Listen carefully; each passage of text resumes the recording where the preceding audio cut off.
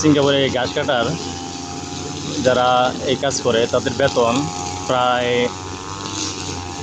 Singapore dollar 1500 বা 600 like this. প্রচুর পরিমাণ মানুষ এ জায়গায় কাজ করে, একজন একজন দুই তিনজন।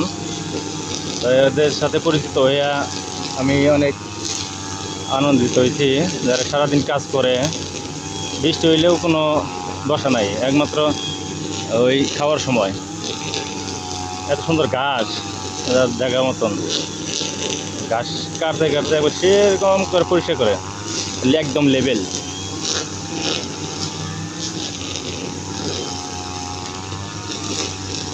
আর এই কাজে যারা আসতে চায় তার পরিশ্রম হয়, কিন্তু বেতনও ভালোই, খারাপ না, ভালো পরিশ্রম। বাঙালি আছে, ইন্ডিয়ান আছে, বার্মা, সবাই কাজ করে।